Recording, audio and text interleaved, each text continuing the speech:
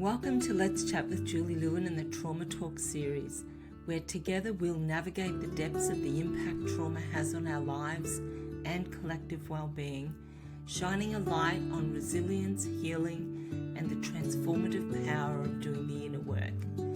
I'm your host, Julie Lewin. Thank you for joining us. Welcome back to another episode of Let's Chat with Julie Lewin.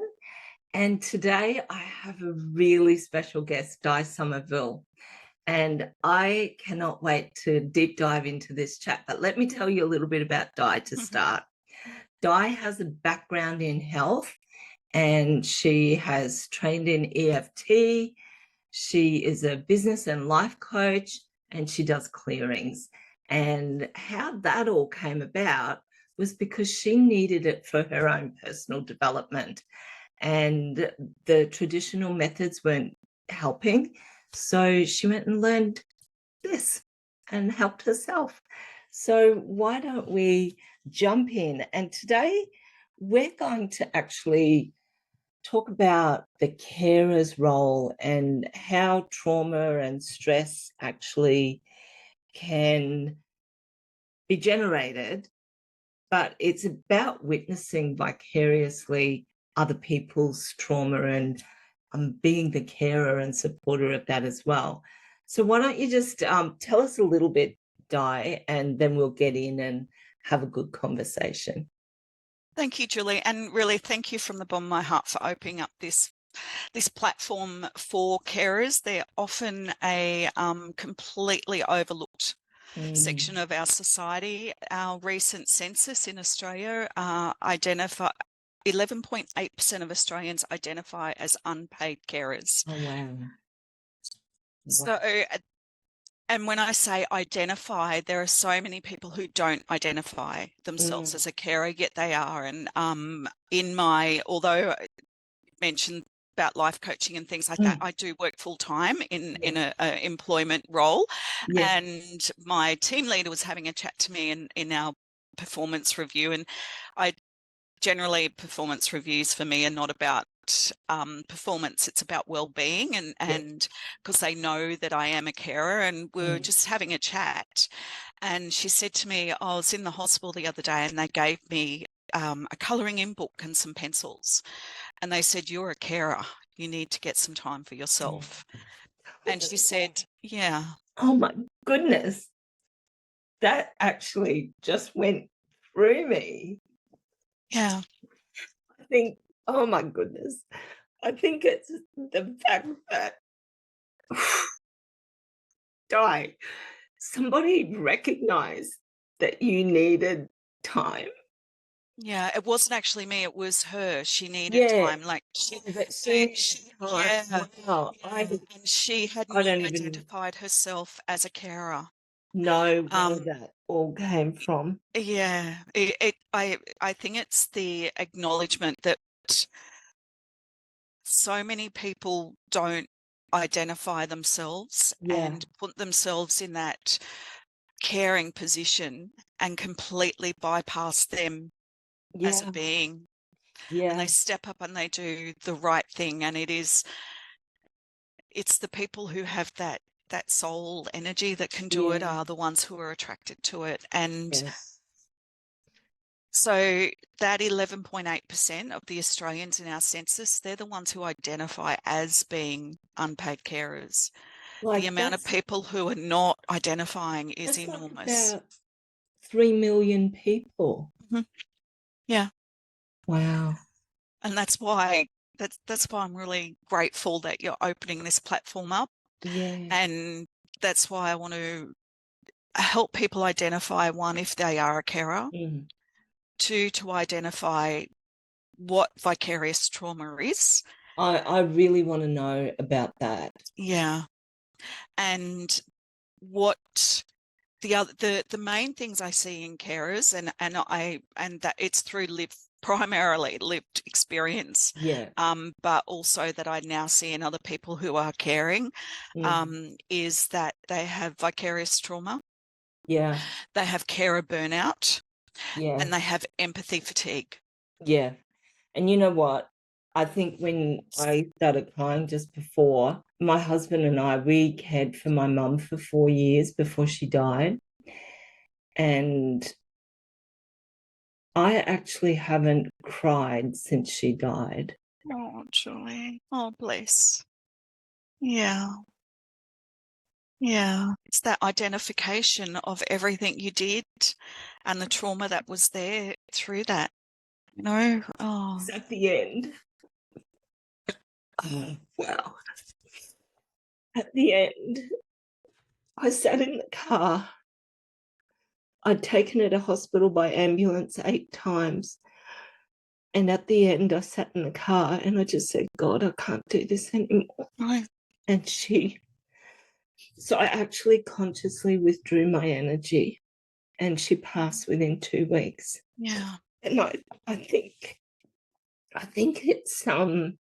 it's it just, like, starting this conversation with you is the first time I think that I've really opened the door to the impact on the carer as they're caring.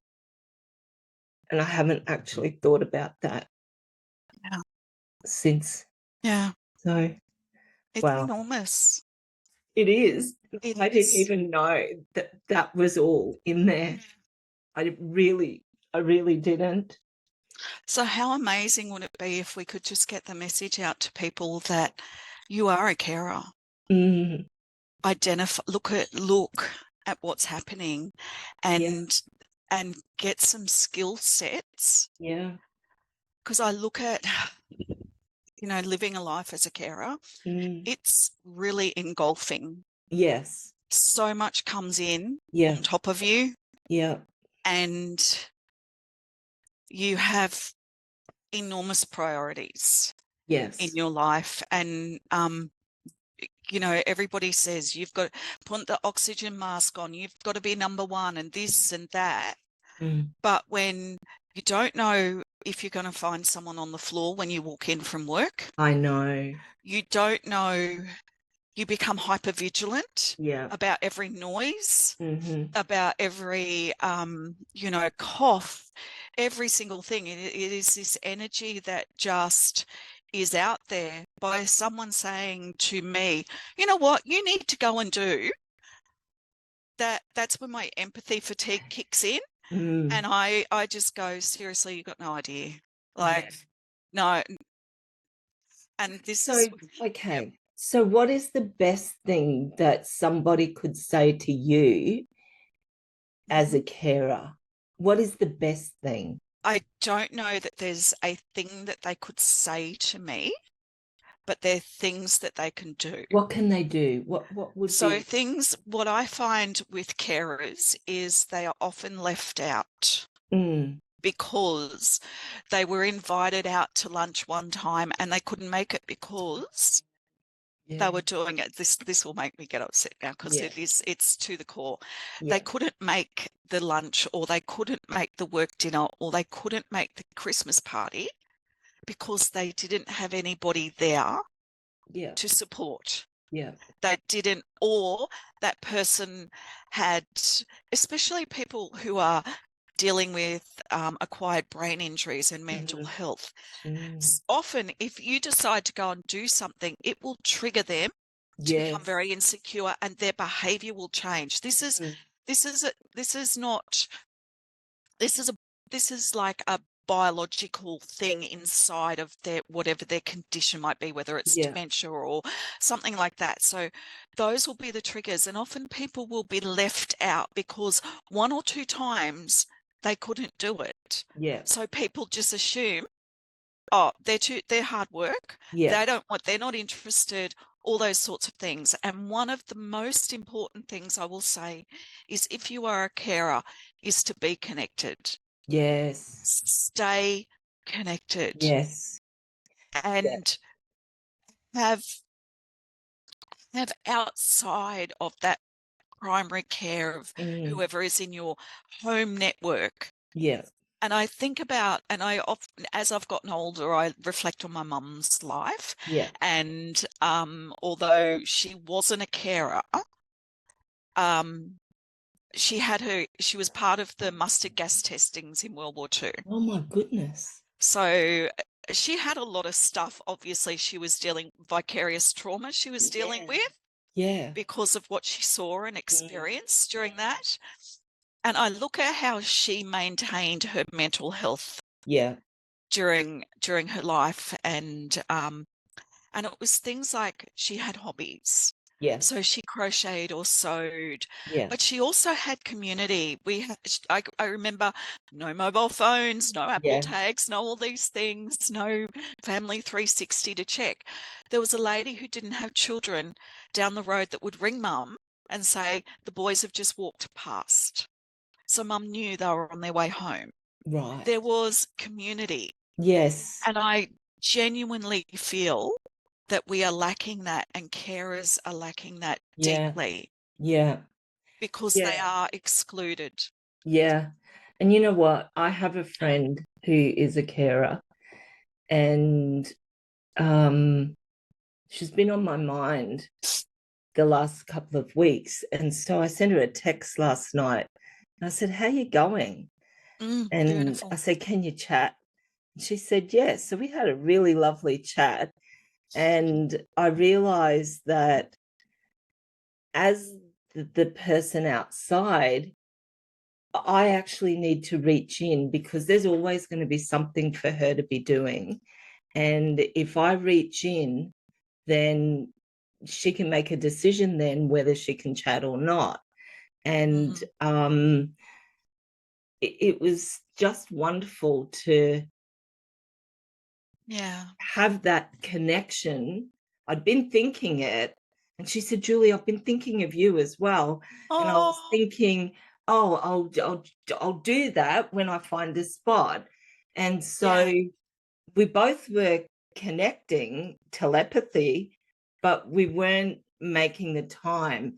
And I Mm. made a decision yesterday that I'm going to make time when I think of someone, I'm actually going to reach out and connect, because Yep. otherwise we miss out on that interaction that is really Mm-hmm. precious.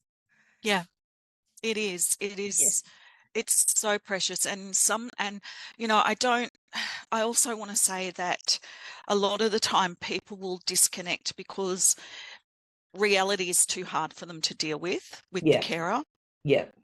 It's, they don't know what to say or what to do. Yeah. So then they will disconnect. And Mm. just please, if you know somebody is a carer, just honestly, just send them a text message. Hey, thinking of you, or hi, this reminded me of you, or Yeah. just connect. You don't have to talk about what's going on No. because, No. carers don't want to relive it. That's right. And I have a friend who has been having some difficult times with her child and needing extra, like a lot of extra care. And Yeah. so we don't get to chat that often. And when we chat, we like to have a good chat, like an hour or two. And so it's hard for a carer to find a big chunk of time. Mhm. And so I said to her, "I hope you don't mind if I just send you photos and messages of what's going on in my life, Mm. and you get to read it when you have time. I just want you to have something outside of what's going Yeah. on." And she said, "Oh my God, Julie, I love getting your messages." And I thought, Mhm. okay, I'll keep doing that because Yeah. I like to sew. You like to paint. Sometimes I will paint. And I'll Mhm. just say, "Oh my God, look what I've just done. What do you think? What are your thoughts?" And that keeps her connected to the outside world, It is where so otherwise important. it could be kind of like, Mhm. it's hard to breathe, isn't it? When you It's in the yep. bubble. Yeah. Yeah. Yeah, it is. And even you know, you're limited to your social activities, you're limited to having people over if you're in that carer's role. All those limitations are placed on that person Yeah. because they've chosen to step up and help someone Yeah. else. Yeah. And it's just not fair. It's and you know what? Not everyone can do it. No. And I remember my mum was the carer of my grandma. And I remember my auntie saying to me, I couldn't do what your mum's doing, Julie. I just, I'm so happy that she is. And so mum had that energy, and I thought, mum did that for her mum. I'm going to do that for my mum. And we were able to keep my mum in her own home till she passed. And I'm grateful. I think everyone's grateful that we could do that. Yeah. And but your world does become smaller. Yeah. And that's It okay. does. It does. And the other thing is that I'd really love the carers to identify on your bad day, identify your values, because ultimately the carer has chosen this role because it aligns with their values. Correct. Yeah, I really love that. And that is what, whenever I'm having, you know, enough, I'm facing exhaustion, or someone questions me, and this is what carers will come out against, and you would have come against it as well with medical professionals or whoever is an expert in whatever they do. They'll go, why are you doing this? Why don't you just? Well, you know, the thing that really upset me was we took mum to hospital by ambulance 8 times in 8 months. And she was on oxygen, and she had terminal oxygen need. And I remember one of the doctors wrote or said, I've took it as a criticism, and they said, we don't know what's going on at home, meaning that I wasn't looking after her and that's why she needed to come back to hospital. But the reality was, in hospital, they have pure oxygen. At home, she had a machine that was manufacturing oxygen and not giving her as much oxygen as she was getting in hospital. So she'd go home and she'd start declining. And then she'd say, I think you better ring the ambulance. So we'd do that. And then she'd go back, and it was, I think that was the hardest thing for me, was to feel criticized for the care that we were giving. But they didn't know how caring we were.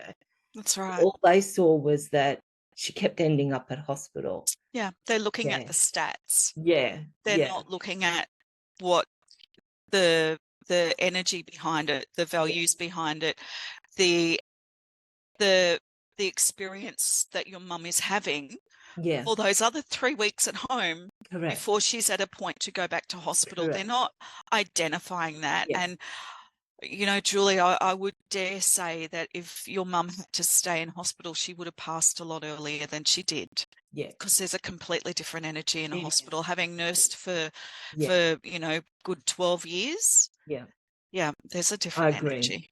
Yeah. And so it's I'm really glad that I was able to do it, though. You know what? Yeah. The memories that we have are super precious.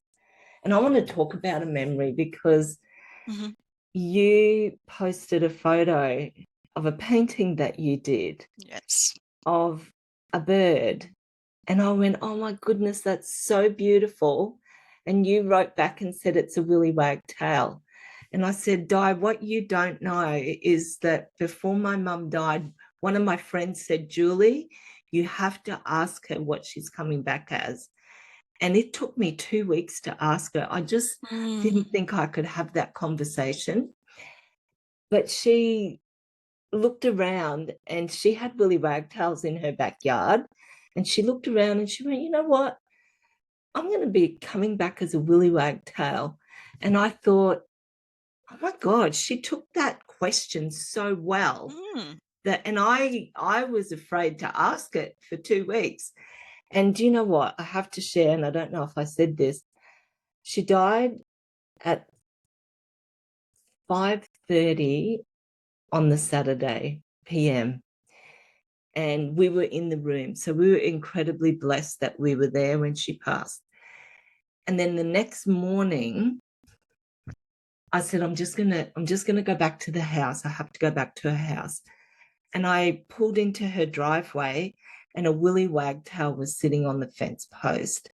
And it stayed there for me to get out of the car, take some photos, and go inside. Like, how a bird doesn't do that, right? I And know. Yeah. and I just thought, yeah, mum's here, mum's showing up. And every time we go to visit my sister, a willy wagtail flies in front of the car. Oh, Julie, that's Like, beautiful. and then my friend in Melbourne, she sends me photos and says, your mum's here. And she sends me willy wagtail photos on her walk. So Oh, when you sent me that picture, it's like the most precious thing for me, and it's on my gallery wall, and I look at it every single day, and it it's is so you because beautiful.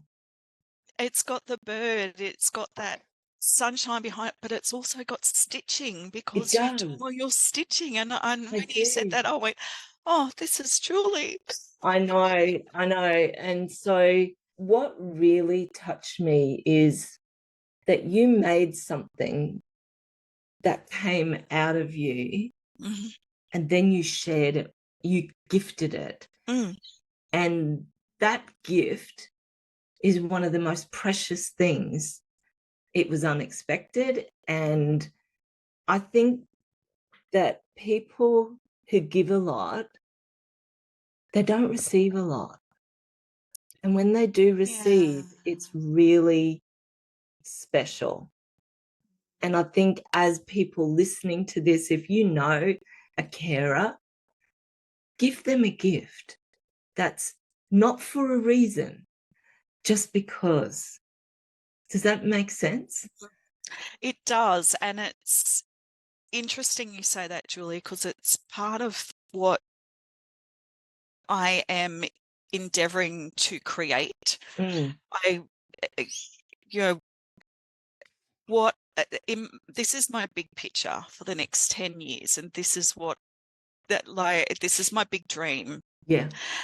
um part, like I said, we talk about my mum. She did craft, and you Mm, do your sewing and painting, mm, and I found that with me having that, going back to painting, because when I left nursing, I started a manufacturing business, and yeah. I studied Maiolica pottery, which is Spanish, and the beautiful glazes you see in Italy and Spain and Mexico and all those Yes. glazes. So I studied those and sold all around. I think I had 160 shops in Australia, did trade fairs, Right. sold to New Zealand, the islands, England, and I burnt out. Wow. And I did not go back to painting again until recently. I picked it up shortly after I had a feng shui lady come out and say, there's no art in this house. And I went, partly it was because there were steel frames. When you have steel frames, you've got nothing to hang things on. Oh, right. Yeah. So I there's, never thought about that. yeah, so that was one of the things. But the other one was I just burnt out from Yeah. creativity, and I just couldn't do it. But what I found at Christmas time here, I had last year, this Christmas just gone, Yeah. I'd really reached a tipping point, and I have to bring some practices back in my life that I enjoy. Mm, And yeah. art was one of them. So my big, and it's funny that when we take time to invest in creativity, a whole world opens up. It And this is does. where I'm getting to that big 10-year sort of goal of mine. And that is that I really want to have a space for carers to learn craft and creativity within their own home. That's easy for them, be that YouTube videos, whatever, have people come on who are specialists in. I've got beautiful friends that inspired me with the stitching. They do Japanese stitching. I love that. I'm going to have a go at that. It is amazing. She does the most beautiful work, and I just want, what I also want is for anybody who gets in there, when they do a painting, to cut it up into bookmarks and send it to a friend. Oh, I love that.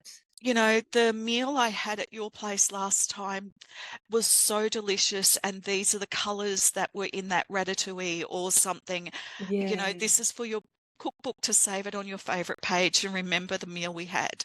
Like, just, it's not expensive, it's simple, it's about us all connecting from the soul again.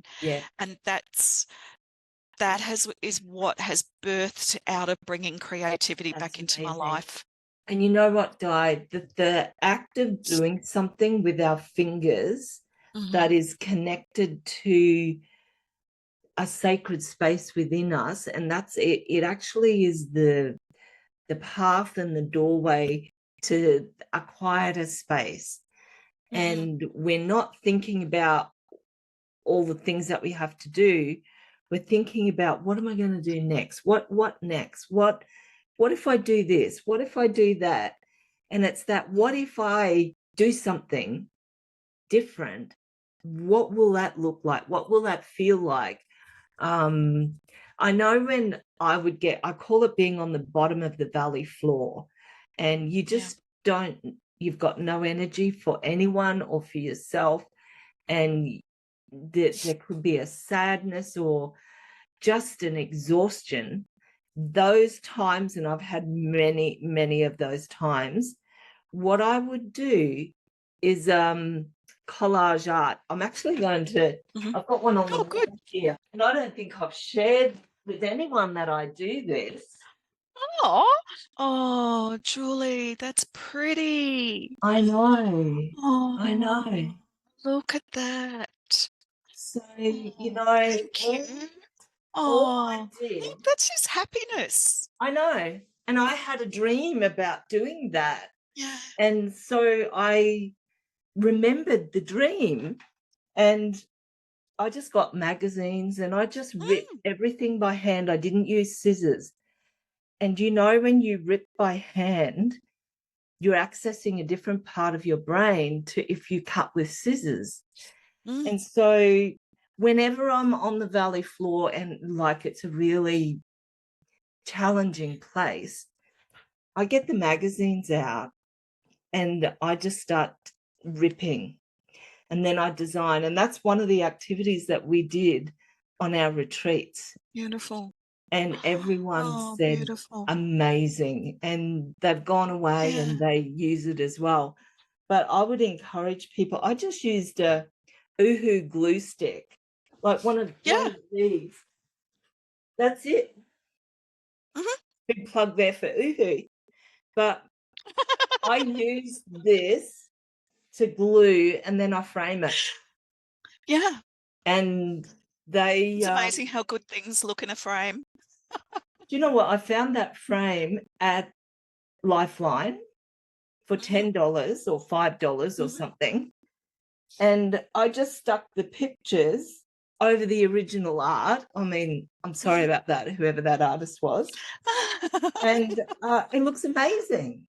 It does. That's the thing. Yeah. Yeah.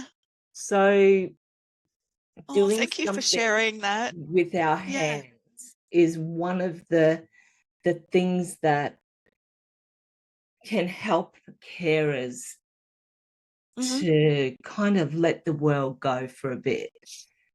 And it's actually a you go. It's a law of physics. Is it? So the law of physics, yes. The law of physics states that no two things can occupy a space at any one time. Oh, right. So you're sitting in that chair. No one else can sit in that chair, Julie, because you're sitting in that chair. That's right. That's exactly if our mind is focused on tearing around the outside of that sunflower shape, Yeah, Our mind is not going on any trauma that we've been dealing with. that's exactly right. So we're rewiring our heads. Yes. We're getting into a relaxed state instead of that loop that Yeah. continually goes and plays, and we all have it. Yeah. And carers will go down into there. And thank you for sharing about bottom of the valley. A lot of people won't talk about that. Oh, right. You know, and Yeah. it's by doing those small activities, and it could just be, I would love for people not to get to the bottom of the valley before they start to do that. Exactly. To actually Yeah. bring that practice in each day, to Yeah. go, you know what, I'm having a 5-minute break. I'm Yeah. going to make myself a cup of tea. I'm going to flick through a magazine that I picked up at the op shop. Yep. Yep. And I'm just going to tear. There's an artist I love to follow, and she gets books from the op shop and she Me too. paints in them. Oh, does she? Yes, so she does watercolor paints, like of florals and things like that. And instead of Oh. doing them on, brand new white paper, she does it in novels. Book. And yeah, You know, that paper from those old books is really like, it has a different texture to modern books, yeah, and it it's does. more like watercolor art paper, Yeah. isn't it? Yeah. So it's just beautiful. So you see the writing through it, Yeah. Yeah. but and it also takes off that perfectionist of, it's a white page, it's brand new, I That's true. have to create something perfect in it, or Yeah. this has to be a work of art that I can do something with. This is just, she just gets there and plays in a book. And I Well, just think it's awesome. I think it's awesome as well, and I'd love to see some photos of Oh, I what will. I'll share she next does. time they pop up. I'll Yeah. share them for you, because it's So, wonderful. yeah, you know what I'm doing right now, and I don't know if I've been inspired by you, but somewhere in TikTok, YouTube, I don't know, I saw someone painting on tea bags. Oh, how amazing. So we have a worm farm, right? And Mm. my husband said, could you just watch the video about how do you get the worm castings to put in the garden? So I watched some videos, and this lady said that the worms like coffee grinds and tea from tea bags, like old tea leaves. Yeah. And I had this idea, and I just thought, okay, we drink about 4 cups of tea each a day, so that's 8 tea bags. I'm Yeah. going to dry them. I have a cake rack, and I'm drying them, I love and it. I'm pulling all the. Frank said, how did you get that staple out? I said, with a knife.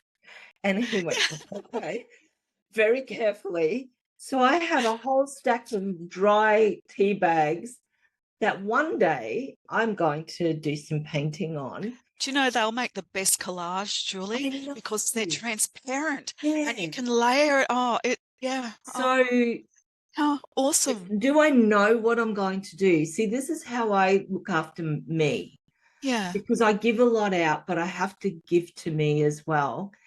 I don't know what I'm going to paint on there.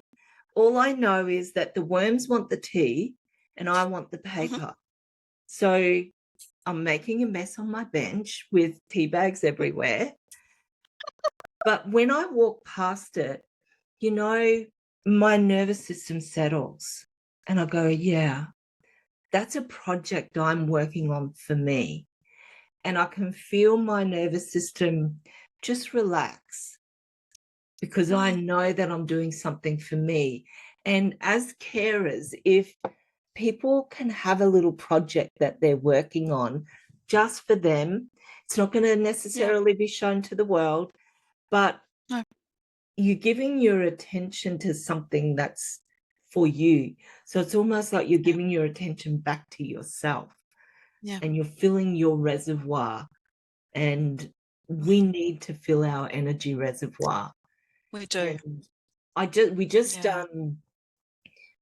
released a podcast this week with Phyllis Ocon, an extraordinary woman. And in there, she was a carer to her husband. And her husband ended up in hospital and he wanted her to stay there with him. And she said, no. She said, I need to take care of me. If I get sick, then what use am I, basically? And so I said, how did you get such amazing boundaries? And she said, I just know that I have to be well and I know what I need to do to be well. And I am just filled with admiration for her. I said, that took me decades to learn. Yeah. And so I listened to that podcast last night. did you? I What did. did you think? When she said that, I thought, I don't know that many people could have done that. Yeah. Yeah, because I had my son in hospital a lot when he was a child, and I slept in the chair beside the cot. And Because guilt is a massive thing within carers. yeah. So what talk to me about guilt. How do you navigate guilt? I navigate guilt by not going home and looking after myself. And I think that I don't want to cheat anybody on this podcast at all and say there is a solution that I've got to navigate guilt. The truth is that I will always do something to avoid that guilt because I just don't want to deal with it. Yeah. Yeah, and I guess in that case of doing it, I do things like focus on gratitude a lot. Yeah. That's one of the things that, so it would be in Phyllis's case, by staying, I would turn that around and say, I am grateful for the opportunity to have a chair in the hospital. And I am grateful for the time to be able to sit here and do this. And by doing that, it stops that burnout in that sense, is being because grateful. Yeah, we are always challenged every single day as carers on that factor of putting that other person before us. And so I will always turn it around. I don't know whether you've ever read Pam Grout's book, Thank and Get Rich. No, I haven't heard of that. So it's all about it's a riff on the other Think and Get Rich book, right? Yeah. But it's Thank and Get Rich, and it's about bringing gratitude and changing that vibration into your life, and it. I have it on audio in Audible, so I listen to it often. And it's one of those ones that I know my mind and my guilt factor. I have been trained with guilt. Like it has been embedded in me from birth. That I am responsible for, just guilt. It's all your fault, all those sorts of things. So it's a cell thing within me. I have done way too much therapy on it. And I think I can easily talk about it now without going into a hole because of the amount of therapy I've done on it. But I also know my triggers. That will raise I'm so glad that you said that. It's our responsibility to know our triggers, not somebody else's. No. And the thing is that we can be having a normal conversation and not know, like at the beginning of this podcast, I did not know that I was going to lose it. But you said something quite benign, but that it just went whoosh through me, and it was very emotional. And so we can't edit ourselves trying to like navigate someone else's triggers. We each Yeah. have to be responsible for our triggers and not blame someone else for how we Which is where, feel. which is where that change, how I would have handled Phyllis's very differently, is that I know my trigger Yeah. would be guilt. Right. So it's for my own well-being, because that guilt is an energy flow out. It's going to drain me Yeah. probably more than what if I stayed there. Hey, that's an interesting point. Yeah. That's a really interesting point. Look, I remember one time our son didn't have a valve into his stomach. Okay. And so he was refluxing and Yeah. aspirating into his lungs. And he was 9, and like he would cough like about 300 days out of 365. Yeah. And Oh I was gosh. just exhausted. Like I was so exhausted that I went to my doctor and I said, could you just put him in hospital so that I can rest? And he Respite. said, oh, he was a bit reluctant. And so he like listened to his lungs, and then he put him on the nebulizer, and he said, oh, that hasn't helped. Maybe he's got silent asthma. He said, look, I'll write a letter, take him to the hospital and see what happens. So they admitted him to hospital, and then the doctor said that they were going to test him for cystic fibrosis. Yeah. And then they did a barium swallow, and they went, oh, well, he's refluxing because he doesn't have a valve that works in his stomach. And I said, oh, this child's got asthma. I said, please tell me something I don't know. And so anyway, they did the tests, and he ended up having surgery to put a loop in his esophagus. Yep. So that it could go down but not come back up. And then he stopped getting pneumonia. He had pneumonia 9 times before he was 9. But I needed a break. And so I didn't stay in the hospital with him that time because I was at my end. And so You were at carer burnout. I was totally burned out, but I had chronic fatigue as well. And you know what, I don't even think about those times now, but it was very difficult for everyone. And getting that respite, I think the doctor knew that was important. And thankfully I got it. And we found a solution as well. If I hadn't done that, would we have found that solution? Maybe not. Not for another period of time. And When I burned out and I said I need help. Yeah. That's right. That's right. And I rarely ask for help. And that's where I think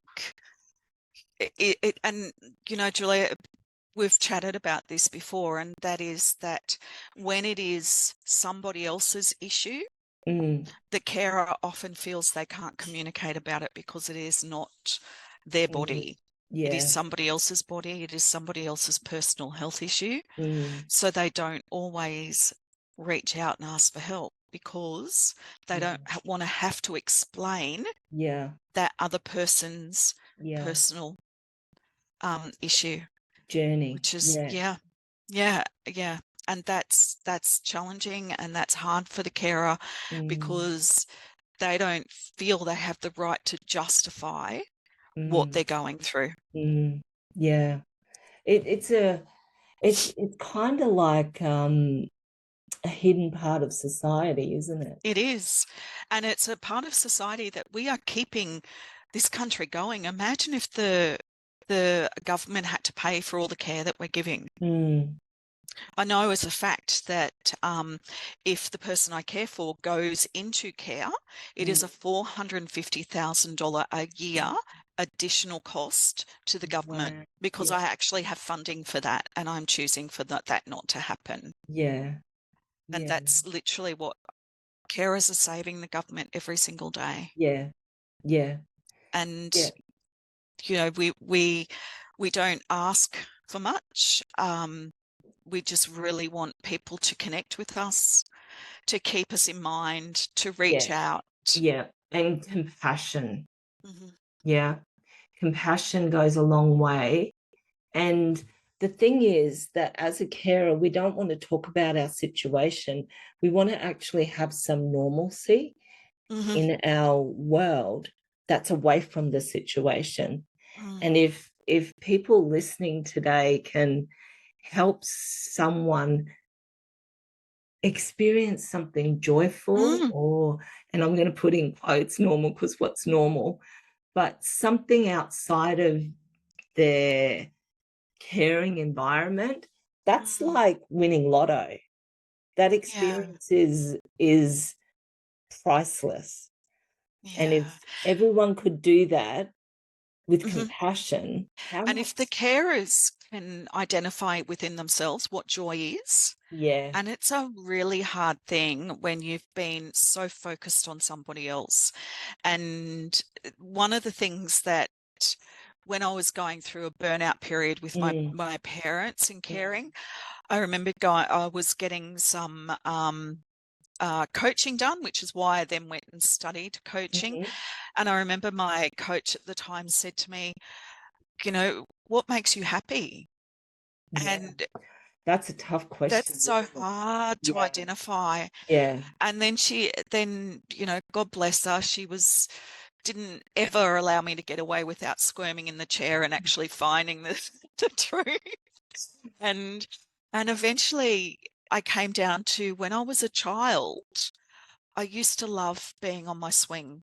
Right. Just brought me joy. Yeah. And when I was talking to my team leader about being identified as a carer, I shared this same story with Mm, her because I didn't want to impact and overwhelm her with anything that what mm. caring is. And I said to her, you know, you got a weekend coming up. I'll tell you what I do is I walk through the park and I find a swing And you and I swim. sit on it. And she went, oh my God, Di, that's exactly what I want to do. She said, I'm Mm. taking my dogs down. And then I checked in with her a little bit later and I said, did you go on the swing? And she went, they moved it. I was so annoyed. She said, I had Oh, to go and find another park to go and sit on the wow. swing. But if we can just go back to, and there were two things I loved doing as a child. I would get lost in drawing Yes. and I would Yes. sit on my swing. Mm-hmm. And if as a carer you can identify what you did as a child that you got lost in, Yeah. Yeah. time could fly by, Yeah. bring You that back know, into your life. you've just reignited a memory. My sister and I grew up in Mount Isa, like Okay. southwest, and Yeah. our suburb was only like streets from the hills. So we used to get up in the morning on the weekend. We would make ourselves a sandwich, fill a bottle of water, get our sketch pads and our pencils, and we'd hike up into the hills and we would draw Mm-hmm. in the hills, in nature. And mum didn't worry about us. She knew that we'd be back by dark. And Mm-hmm. that was Street right lights are on. the street lights were on. When the street lights come on, you had to go home. That's right. And, that was us in the 60s and 70s. And Mm-hmm. we had unadulterated joy of being. Mm-hmm. And we had paper dolls. Did you have paper dolls? And You we change their outfits and we yeah. we designed outfits, Oh, and we'd you're next level. trace around the doll, and we'd design our own clothes and color them Oh in, and my then we'd play gosh. with them. And Yeah. so we got lost in the drawing and the coloring Mm-hmm. and the designing, and it would occupy us for days. And Mum just let us make a mess because you had to cut it out, and then we just clean up the mess and keep going. But yeah, we did a lot of that sort of stuff, so I can now tap back in, and that's probably why I love art, because it takes me to that place. Mm-hmm. And when my mum moved to here, I said, well, what are we going to do to get you settled in? You lived in that other place for 30 years. She said, you know what? I'd really like to do art. I said, oh, I want to do art. So we joined an art class together. Awesome. And they're some of my most precious memories. And I've now got all of her art in a box that she was so good. She signed everything. Do you sign your art? I forget, but I think I'm going to go through and sign all my art. I think you need to. I think I do. And probably I need to as well. I think so. I'm glad. I just, yeah. We need to sign our art. My eyes were rolling around going. Yeah. So. See, the interesting thing that happened then, Julie, was I shared a story. I didn't talk about a fact or data. I shared a story, and it triggered my team leader in feeling emotion that she wanted to do something to connect back with her, and it triggered you in that emotion that it wanted. You went, that's what brought me joy. And that, when we're talking about carers, it's sharing stories of things we did. I love that. That's so important. I love that. So the thing that I'm taking away is we don't have to fix anyone. No. If we can have a conversation and share stories, that's going to spark memories, creativity, anchors. Mm-hmm. Yep. Like you swinging is an anchor. Absolutely. And that anchor connected with one of her, it created an anchor for her that she will never forget. No. And no. That's powerful. I hope everyone listening has really enjoyed this podcast episode. Oh, thank you. And it has been an absolute joy, Di. We on this podcast, we don't know where we're going to go. No. We're just going to have a conversation. And in this episode, I was crying. You got a bit teary, and it was emotional but joyful and heartful. Loved it. It's been powerful. Good. Absolutely loved it. And thank you so much for joining. Oh, bless, Julie. Thank you. And I hope a carer is able to tune in and get some sort of relief and some sort of idea of what they can do. I do too. So thank you, Di, for joining me. Thank you. Have a good day. Bye. Thank you so much for tuning in to this incredible episode of Let's Chat with Julie Lewin and our special guest, Di Summerville. Wow, what an episode. And I was so surprised at the emotion that came up for me as we talked about the carer and the trauma that a carer experiences caring for someone, and the need for us to look after ourselves as a carer. And I was saying to Di afterwards, I didn't identify as a carer, but clearly with all the emotion that came up for me, I am a carer and have been a carer. And we've covered many topics, and I hope that those topics gave you some insight and helped you on your journey. And I hope that